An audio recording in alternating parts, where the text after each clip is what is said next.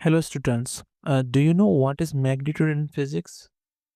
In physics, magnitude refers to the size or amount of a physical quantity without considering its direction.